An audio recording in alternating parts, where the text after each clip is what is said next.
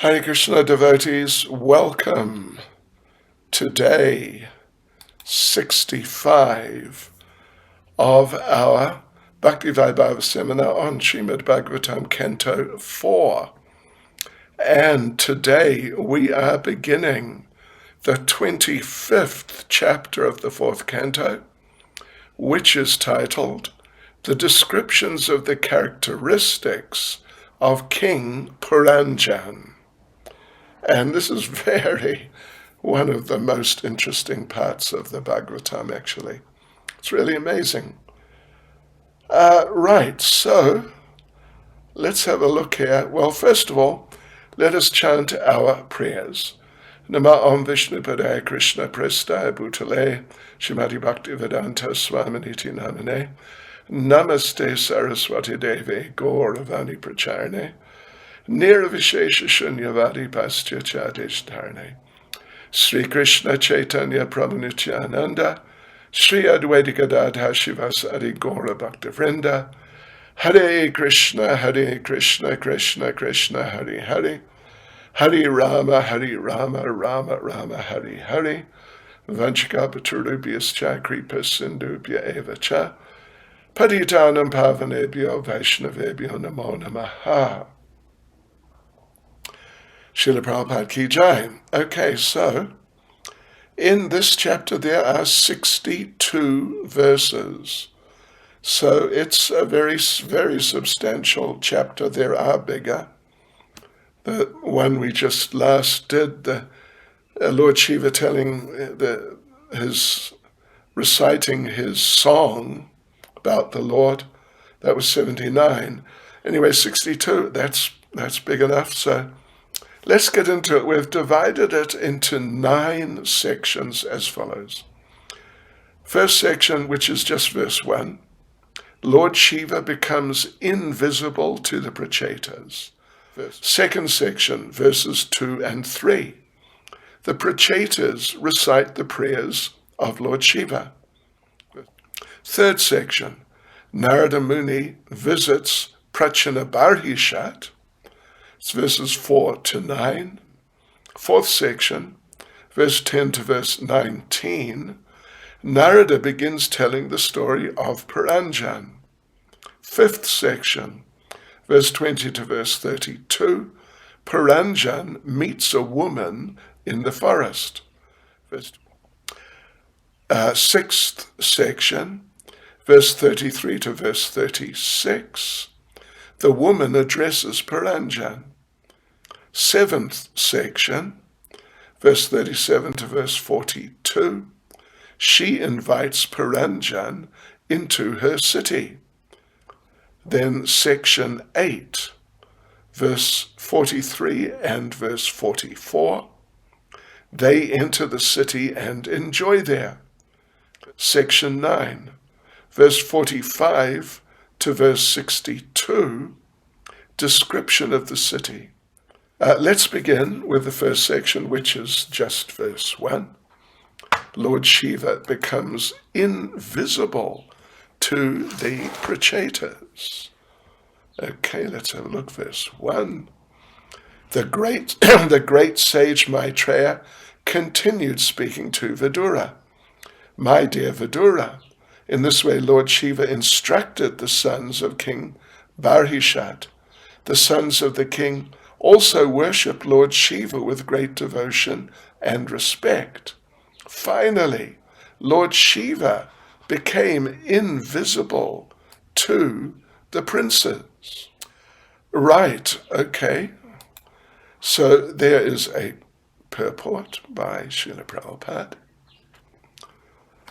Prabhupada says this chapter contains a great lesson regarding monarchical kingdoms in the past. Right. And then, so King Barhishat, he was mentioned in the previous chapter. He was very much into demigod worship.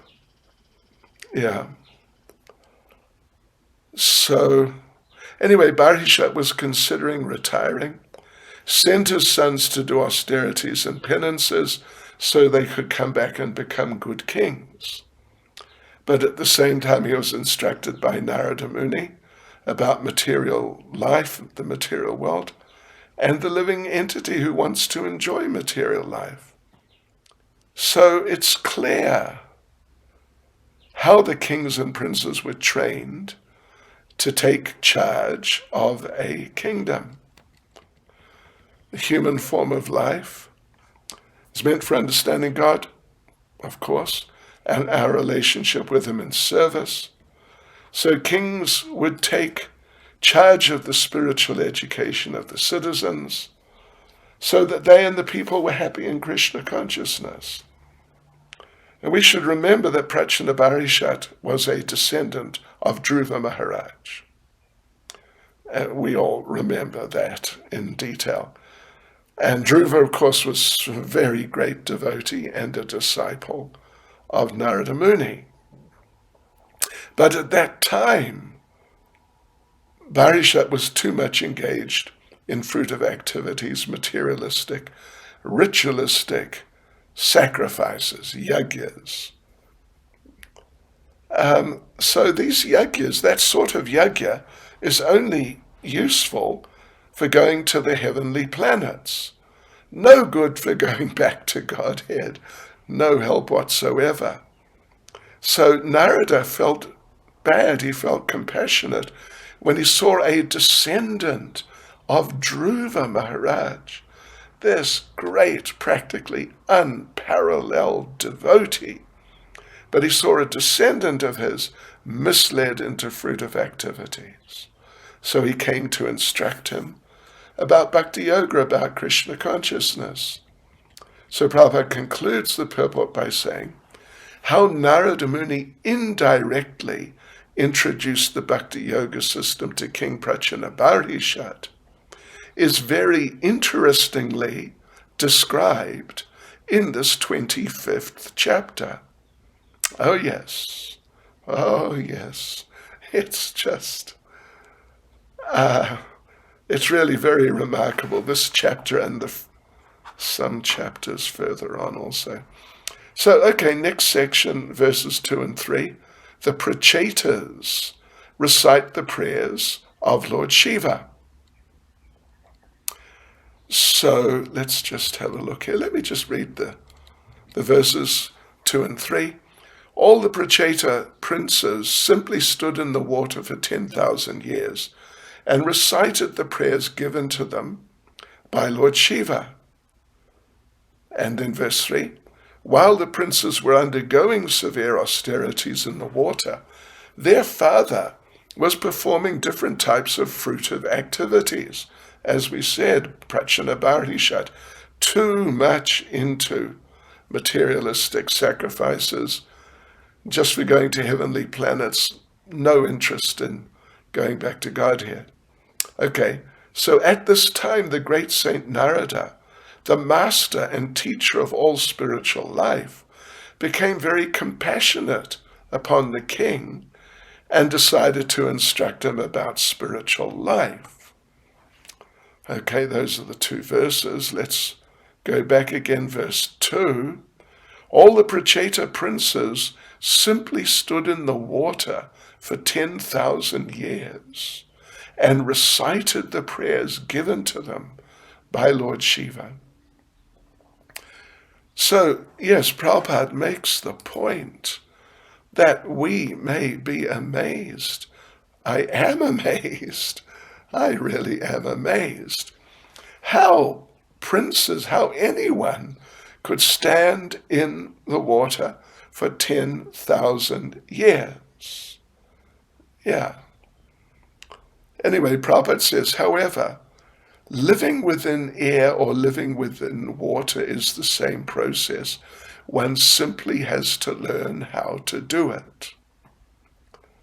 So the aquatics, the fish and so on, live within water for their whole lifetime. Yeah. And certain favorable conditions are created to enable them to live in the water. So in those days, of course, people would live 100,000 years. And out of so many years, if you could give just 10,000, just 10% for austerity, then you'd be assured of success in the future, in your future life. So Prabhupada concludes the purport by saying, this was not very astonishing. Although such a feat is impossible in this age, it was quite possible in Satya Yuga. So, verse 3, while the princes were undergoing severe austerities in the water, their father was performing different types of fruitive activities. At this time, the great Saint Narada, master and teacher of all spiritual life, became very compassionate upon the king and decided to instruct him about spiritual life. Okay, let's have a look at the purport here. Prabhupada refers to Prabodhananda Saraswati. What does he say? Kaivalya Narakayate, Tridaspur Akash Pushpayate. Yeah. So first of all, Kaivalya Narakayate, merging in Brahman for a devotee is like going to hell. Whereas elevation to the heavenly planets is just like a phantasmagoria, just like hallucinating that flowers are falling from the sky. Of course, there are no flowers falling from the sky, but when you hallucinate, you may see them. So elevation to the heavenly planets is just like that. It's just kind of like a crazy hallucination. Prabhupada uses the word phantasmagoria. So what does that mean? The purport is that the devotee doesn't take the goals of the karmis, going to the heavenly planets, or the yogis, or the jnanis particularly, of merging. The yogis are also to some degree interested in merging, but the devotee doesn't take these goals seriously. Prabhupada continues that, of course, the jnanis, in a sense, they're superior to the karmis. Lord Chaitanya said in Chaitanya Charitamrita, Madhya Lila, chapter 19, verse 147, Koti karma nishta madhye eka jnani shreshta, which means one jnani, one impersonalist, is better than many thousands of karmis, or fruitive actors. So a devotee never takes to karma, elevation by fruitive activities. So Narada Muni became compassionate on King Prachinabarhishat as a descendant of the great, just the incredibly wonderful Dhruva Maharaj. He felt compassionate seeing him involved in this useless waste of time, fruitive activities. So Prabhupada concludes the purport by saying, in comparison to mundane workers, those who are trying to be elevated to the higher planetary systems by performing yajnas are undoubtedly superior. In pure devotional service, however, both karma and jnana are considered bewildering features of the illusory energy, just parts of Maya. And who needs Maya? Third section, verse 4 to verse 9. Narada Muni visits Prachinabarhishat. So we'll read the verses. Verse 4. Narada Muni asked King Prachinabarhishat, my dear king, what do you desire to achieve by performing these fruitive activities? The chief aim of life is to get rid of all miseries and enjoy happiness, but these two things cannot be realized by fruitive activity. Verse 5.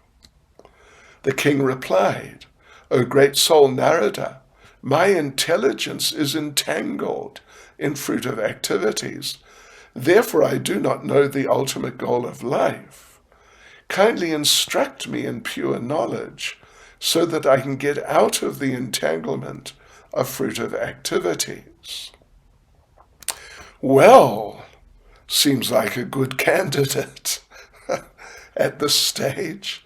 Let's see how things develop. Verse 6. Those who are interested only in a so-called beautiful life, namely remaining as a householder, entangled by sons and a wife, and searching after wealth, think that such things are life's ultimate goal.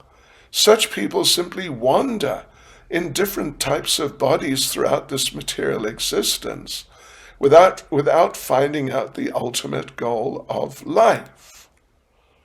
I mean, it sounds like Narada Muni can really make something of him without great difficulty. Verse 7. The great Saint Narada said, O ruler of the citizens, my dear king, please see in the sky those animals which you have sacrificed without compassion and without mercy in the sacrificial arena. Verse 8. All these animals are awaiting your death so that they can avenge the injuries you have inflicted upon them. After you die, they will angrily pierce your body with iron horns. That's material life. Don't underestimate. If you get up to some nonsense like that, then you're going to really suffer. Verse 9. In this connection, this is Narada, in this connection I wish to narrate an old history connected with the character of a king called Puranjan. Please try to hear me with great attention. All right, so first of all, verse 4, with its purport. Narada Muni asked King Prachinabarhishat, my dear king, what do you desire to achieve by performing these fruitive activities? The chief aim of life is to get rid of all miseries and enjoy happiness. But these two things cannot be realized by fruitive activity. Right, so let's have a look at the purport here. In the material world, there's great illusion, great illusion, which covers the intelligence, particularly people in the mode of passion. They want to work very hard for some material benefit, improve their material situation, maybe go to heavenly planets, at least in Vedic times. But they don't know that time will not allow them to enjoy anything material permanently. So compared with the amount of work that you have to do, the gain is not worth it. Even if there's some profit, that there's so many distresses. So if a man is not born rich and wants a car, a house, etc., he has to work hard day and night for years to get them. Am I right? So happiness cannot be attained without distress on the material platform. Yes, so on to the second paragraph. Actually, the fact is that pure happiness is not available in the material world. Means on the material level. If we want to enjoy something, we must suffer for something else. It's a process. You want to enjoy, you have to take some suffering. So on the whole, Prabhupada says suffering is the nature of the material world. And the enjoyment we try to get is just illusion. And we have to suffer birth, death, old age, and disease. And even going to hellish planets, taking hellish births, and suffering in extreme ways. So you may get nice medicines if you're ill, but you can't stop sufferings. You can't stop disease. You can't stop death. So really speaking, there's no happiness here. But an illusioned person thinks there is, works hard to get some, what they consider happiness. So actually, the process of work, sometimes, at least with many people, the process of working hard is taken to be happiness. How's that? The process of working hard is taken to be happiness. Part of happiness. This is illusion. So third paragraph.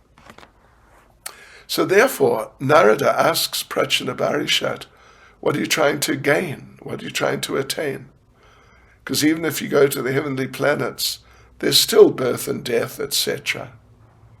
So it's possible someone may say that devotees also have distress. There are austerities and penances in the course of performing devotional service. So Prabhupada makes the point that, of course, for neophytes, sometimes there may be some pain. Yeah. But at least they have the hope to ultimately avoid distress and get the highest perfection of happiness. At least. And it will come. But for the common karmis, there's no such hope. Even if they go to the heavenly planets, there's no freedom from birth and death, etc. Even Lord Brahma dies. But so his life may be different from the common person's, means much longer, much more enjoyment, but it still comes to the same point of death. And indeed, in the 9th canto and 1 purport, Prabhupada makes the point that when we fall into the material world, our first birth is as a Lord Brahma. So we have all been Lord Brahmas. If we accept that, I have been, all of you have been. But, we've struggled a lot, isn't it, before coming to Krishna consciousness. Phew. So therefore, if you're serious about getting out of these miseries, you have to engage in devotional service. And Lord Krishna confirms this in Bhagavad Gita, chapter 4, verse 9. Famous verse, Janma karma chame divyam, evam yo veti tatvataha, tyaktva punarjanma, naiti mameti sorajana. One who knows the transcendental nature of my appearance and activities does not, upon leaving the body, take his birth again in this material world, but attains my eternal abode. O Arjuna.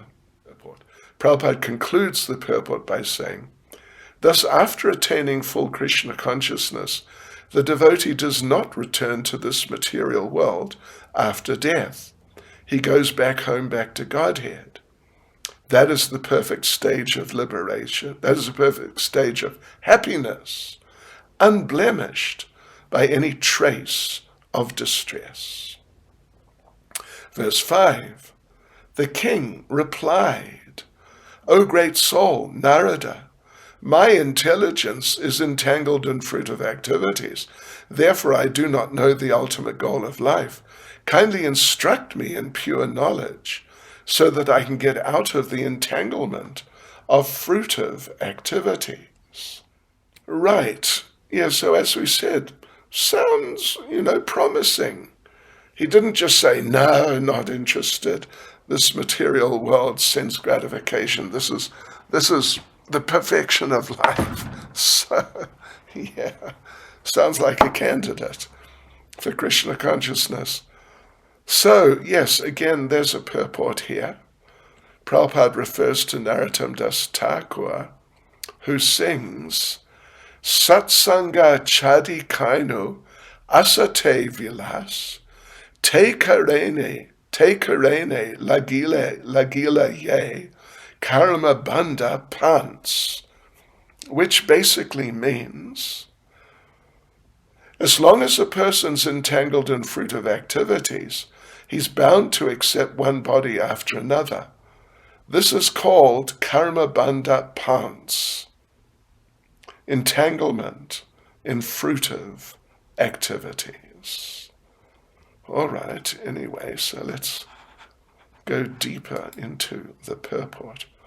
So it doesn't matter so much, it doesn't really matter if you're doing pious or impious activities.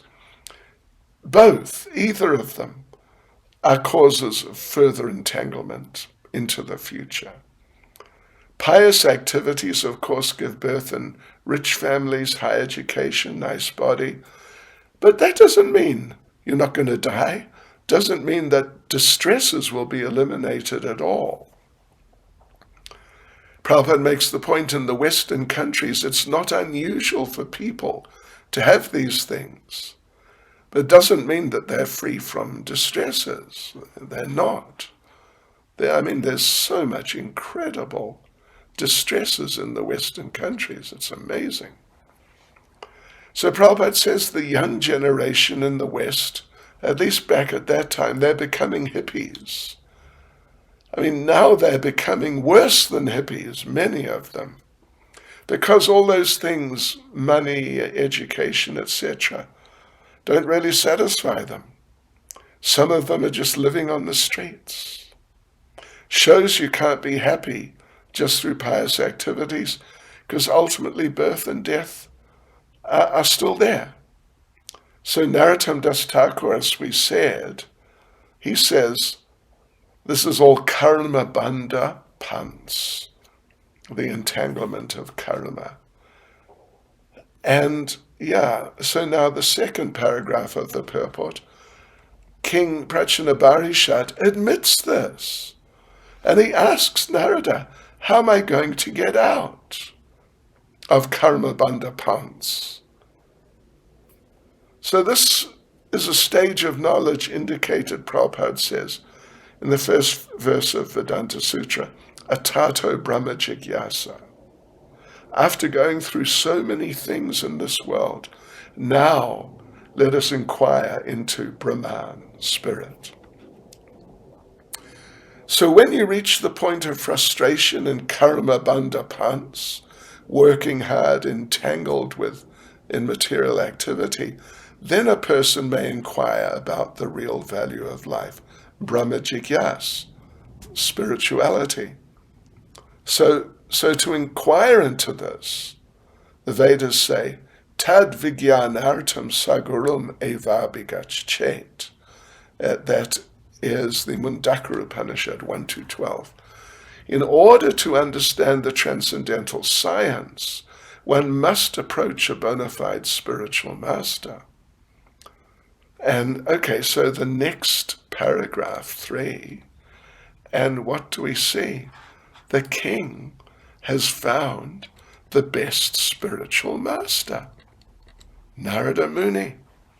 So he's asking him about knowledge, which can help him get out of karma bandha pants, the entanglement of fruitive activities.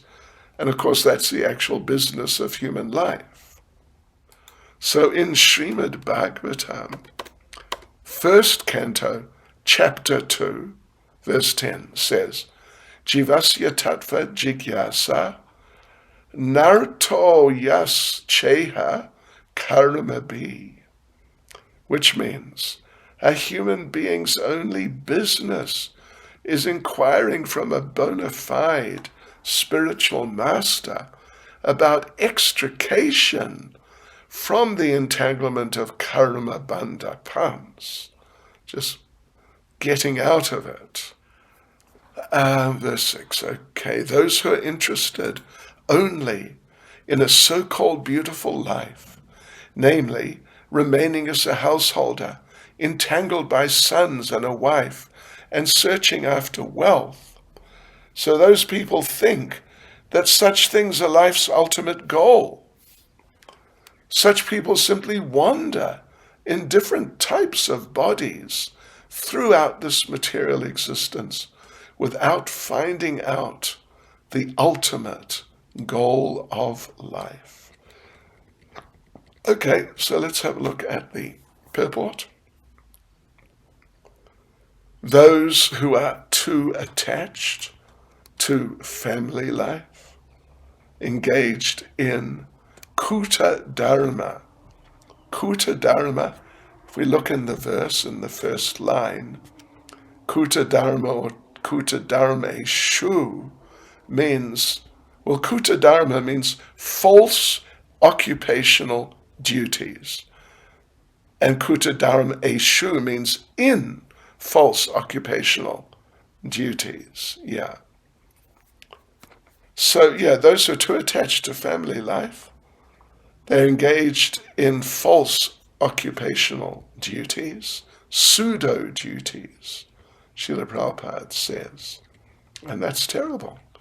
So Prahlad says those pseudo-duties are like a deep well, andakupam. Anda means blind. Kupam means well.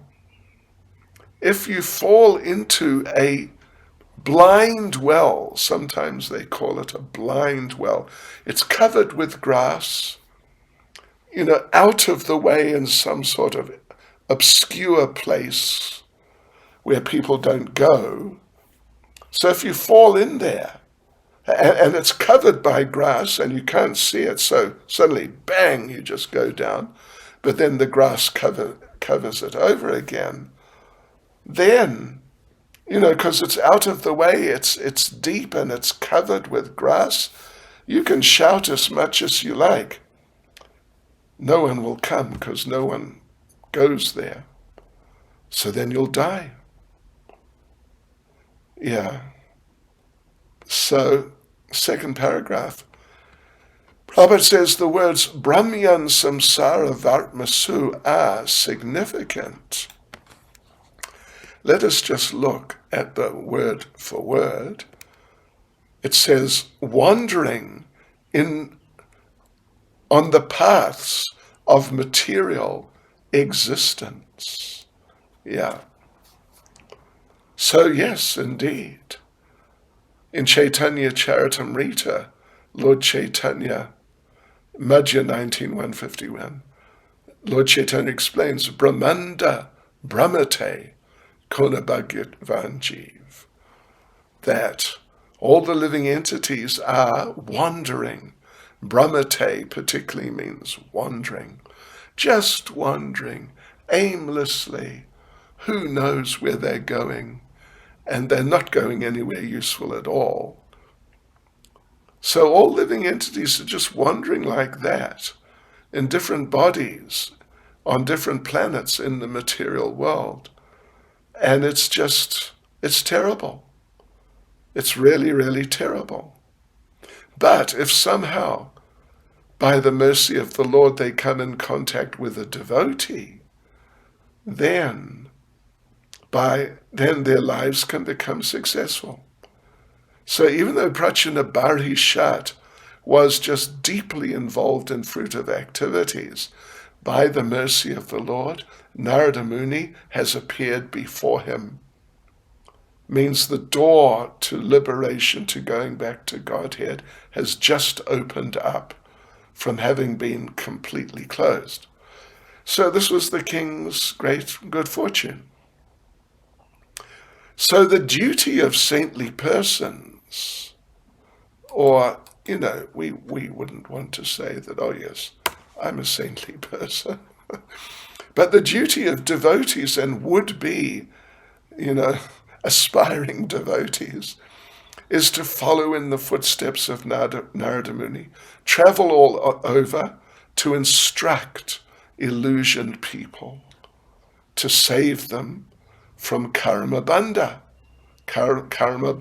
pumps, the entanglement in fruitive activity. Verse 7, the great saint Narada said, O ruler of the citizens, my dear king, please see in the sky those animals which you have sacrificed without compassion and without mercy in the sacrificial arena. So this is a very elevated, very special form of preaching, to give the person you're preaching to some sort of vision of what is going to happen to them because of all the nonsense they've done. But Narada is not your average preacher. So Srila Prabhupada makes the point that in the Vedas, animal sacrifices are recommended, and in so many, Prabhupada actually says in almost all religious rituals, there's some animal sacrifice. But one shouldn't be happy with this. Rather, one should try to transcend ritualism and understand the goal of life.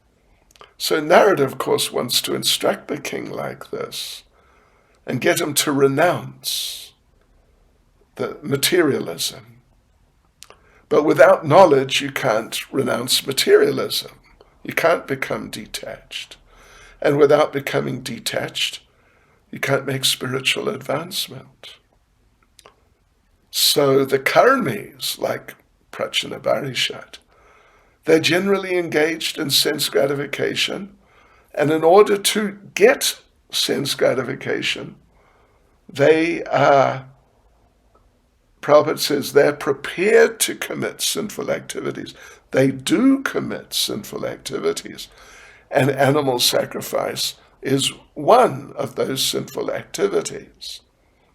Prabhupada concludes the purport by saying, consequently, by his mystic power, Narada Muni showed King Prajnaparishat the dead animals which he had sacrificed. On we go to verse 8. All these animals are, this is Narada again, all these animals are awaiting your death so that they can avenge the injuries you have inflicted upon them. After you die, they will angrily pierce your body with iron horns. Oh my God, the horror of it. The extreme horror of it. So, Narada wanted to point out to the king the excesses of killing animals in sacrifice. The excesses, you can put it like that.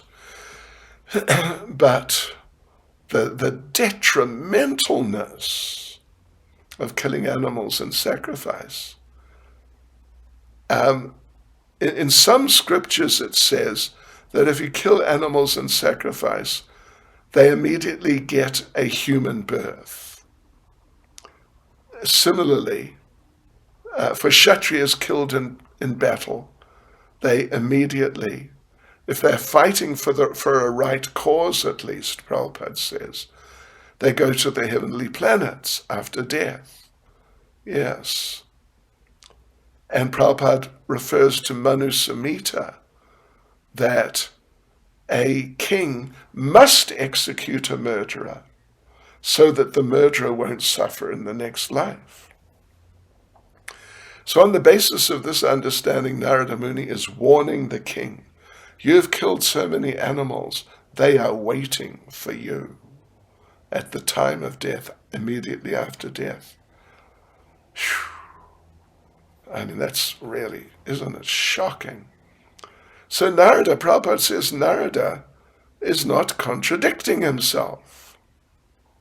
He wanted to convince the king that overindulgence in sacrifices is risky, because as soon as there's a discrepancy, the slaughtered animal may not get a human birth.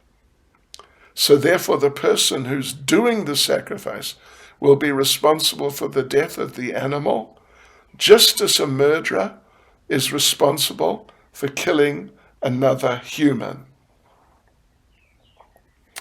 So Prabhupada points out that when animals are killed in a slaughterhouse, 6 people are responsible. So the person who gives permission for the killing, the person who kills, the person who helps,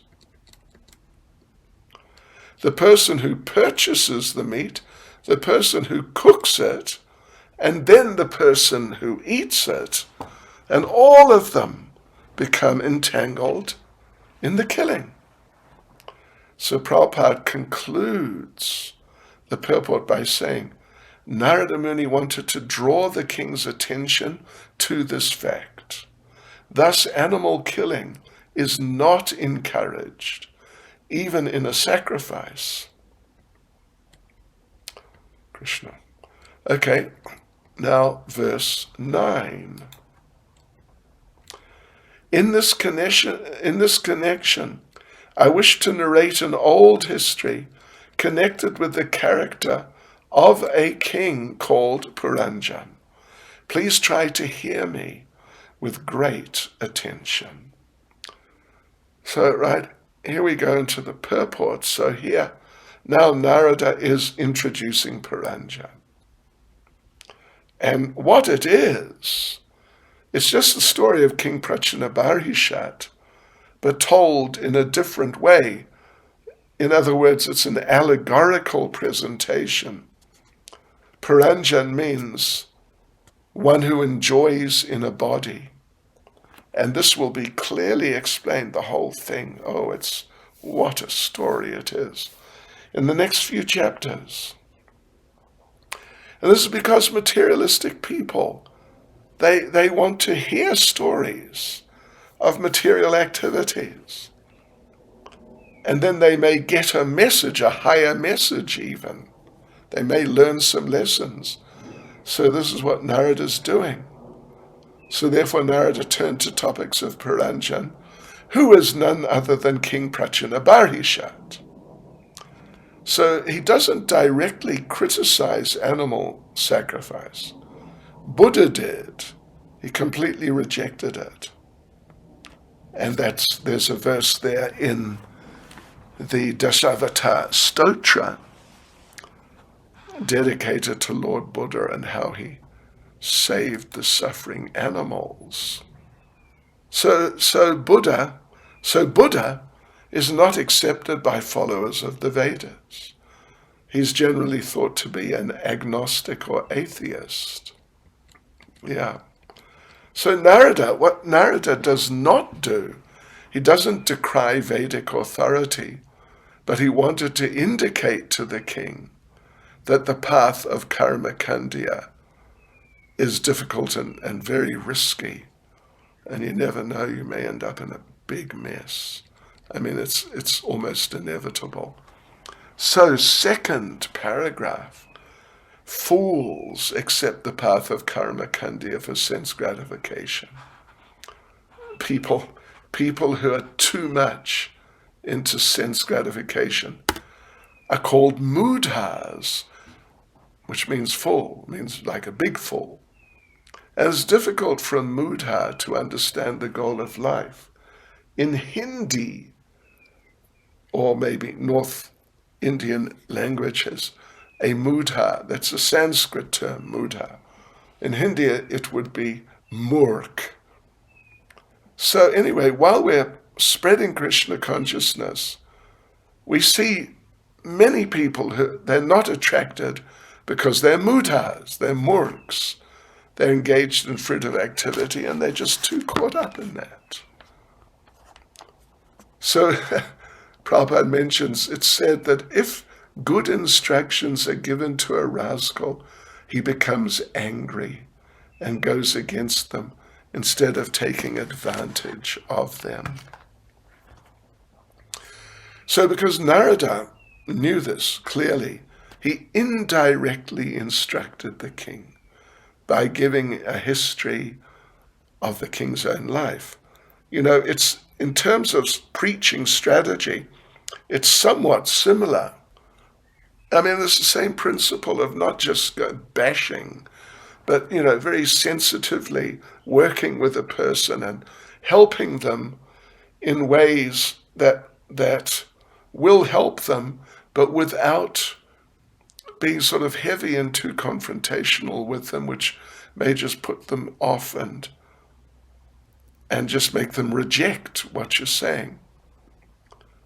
Yes, so Prabhupada says, to wear gold, a gold or diamond nose ring, the nose has to be pierced.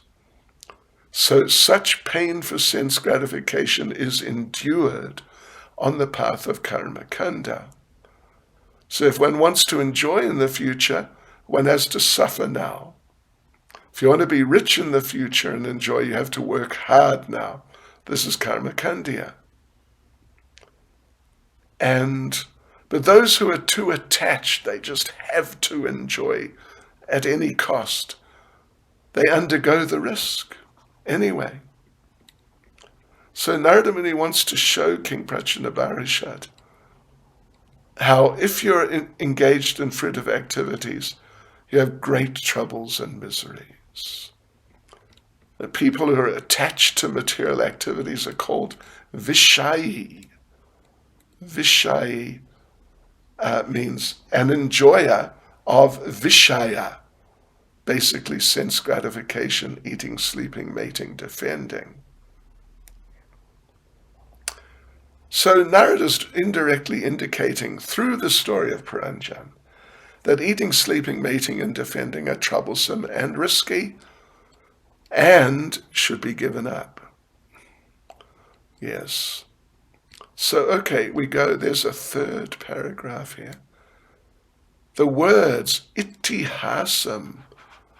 Itihasa means history, and puratanam means old, very ancient, indicate that although a living entity is living in the material body, this current body, but the history of the living entity as a spirit soul is very old. So Srila Bhaktivinoda Thakur has sung, Anadi karma pale, padi bavar nava jale, tari bare na deki upai. Due to my past fruitive activities, I've fallen into the water of material existence, and I cannot find any way to get out of it. So anyway, in this material world, every living entity is suffering in material life because of their past activities. Therefore, everyone has very old history, puratanam, old or ancient, really ancient. Yeah, foolish material scientists have manufactured theories of evolution to do with the body, but that's not real evolution. Prabhupada explains, Prabhupada concludes the purport by saying, the real evolution is the history of the living entity who is Puranjan, living within the body. Sri Narada Muni will explain this evolutionary theory in a different way for the understanding of sane persons. Okay. The next section is from verse 10 to verse 19. Narada begins telling the story of Puranjan. So let's make a start. We can read the verses at least and maybe read one or two with the purports. Anyway, we'll just see how it goes. Verse 10. So this is Narada now. My dear king, once in the past lived a king named Puranjan, who was celebrated for his great activities. He had a friend named Avigyata, the unknown one. No one could understand the activities of Avigyata. 11. King Puranjan began to search for a suitable place to live, and thus he traveled all over the world. Even after a great deal of traveling, he could not find a place just to his liking.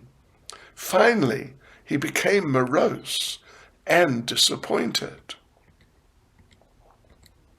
Verse 12. King Puranjan had unlimited desires for sense enjoyment. Consequently, he traveled all over the world to find a place where all his desires could be fulfilled. Unfortunately, he found a feeling of insufficiency everywhere. Verse 13. Once, while wandering in this way, he saw on the southern side of the Himalayas, in a place named Bharatvarsha, India, a city that had 9 gates all about and was characterized by all auspicious facilities. Verse 14. That city was surrounded by walls and parks, and within it were towers, canals, windows, and outlets. The houses there were decorated with domes made of gold, silver, and iron. Verse 15. The floors of the houses in that city were made of sapphire, crystal, diamonds, pearls, emeralds, and rubies. Because of the luster of the houses in the capital, the city was compared to the celestial town named Bhogavati. 16. In that city, there were many assembly houses, street crossings, streets, restaurants, gambling houses, markets, resting places, flags, festoons, and beautiful parks. All these surrounded the city. Verse 17. On the outskirts of that city were many beautiful trees and creepers encircling a nice lake. Also surrounding that lake were many groups of birds and bees that were always chanting and humming. Verse 18. The branches of the trees standing on the bank of the lake received particles of water carried by the spring air from the falls coming down from the icy mountain. 19. In such an atmosphere, even the animals of the forest became non-violent and non-envious like great sages. Consequently, the animals did not attack anyone. Over and above everything was the cooing of the cuckoos. Any passenger passing along that path was invited by that atmosphere to take rest in that nice garden. Verse 10. My dear king, once in the past lived a king named Puranjan, who was celebrated for his great activities. He had a friend named Avigyata, the unknown one. No one could understand the activities of Avigyata. So yes, there's a purport here. Prabhupada points out that every living entity is a Puranjan, all of us. Puram means within the body or form. Jana means living entity. So everyone is Puranjan. Every living entity is meant to be king of the body because the living entities have full freedom to use their bodies as they like. But unfortunately, they usually use them for sense gratification because they're all in the bodily concept and they think that's the goal of life. So then that brings up karma kandya. So anyone who has no idea of the soul, just following the senses, is called a materialist.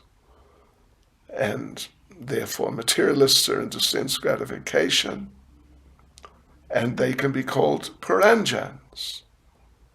But then because he can use his senses as he likes or try, he can be called a king. Prabhupada concludes the first paragraph by saying, an irresponsible king takes the royal position to be his personal property and misuses his treasury for sense gratification. Second paragraph. Prabhupada says the word brihatstrava is significant. Shrava means fame. The living entity is famous from ancient times. Bhagavad Gita 2:20 says, we're never born, we never die. We're eternal. Our activities are eternal, although done in different bodies. 2:20, Najayate mriyate vakadachin. Yeah, famous verse. Living entities never born, never dies. Right, nahanyate hanyamane sharire. Doesn't die, even after the annihilation of the body. But so he transmigrates from one body to another. Sometimes a hero, like Hiranyakashipu, Kamsa, Napoleon, or Hitler. Gee whiz, heroes, dead heroes. So they did, big things, but as soon as their bodies were finished, everything was finished. So then they remain in name only. So therefore the living entity can be called Brihatstrava. May have a great reputation for various types of activities, but it's meaningless. The materialists don't know of the super soul, even though he's in everyone's heart. Therefore he's called Avagyata. Avagyata. Avagyata Saka. One who has an unknown friend. But he thinks the person thinks he's independent of God and the laws of nature. So Bhagavad Gita says, 2:24, I'll just read the translation. This individual soul is unbreakable and insoluble and can be neither burned nor dried. He's everlasting, all-pervading, unchangeable, immovable, and eternally the same. So we have a third and a fourth paragraph. Let's have a look here. So living entities, Sanatan, eternal, can't be killed by any weapon or whatever, moistened by water. Prabhupada says, considered to be immune to material reactions. Although he's changing bodies, he's not affected by the material conditions. Yeah. He's just placed under those conditions and acts according to the directions of his Avagyata Saka, his unknown friend, the super soul. And Prabhupada quotes part of Bhagavad Gita 15:15 again. I'm seated in everyone's heart, and from me come remembrance, knowledge, and forgetfulness. So the fourth paragraph, super soul is in everyone's heart and gives directions to the living entities to act as they desire. In this life, previous lives, the living entity doesn't know that the Lord is giving him the chances to fulfill his desires. He thinks either it's luck or it's my expertise or something like that. So Prabhupada concludes the purport by saying, no one can fulfill any desire without the sanction of the Lord. All the facilities given by the Lord are unknown to the conditioned soul. Hare Krishna. Srila Prabhupada ki jai.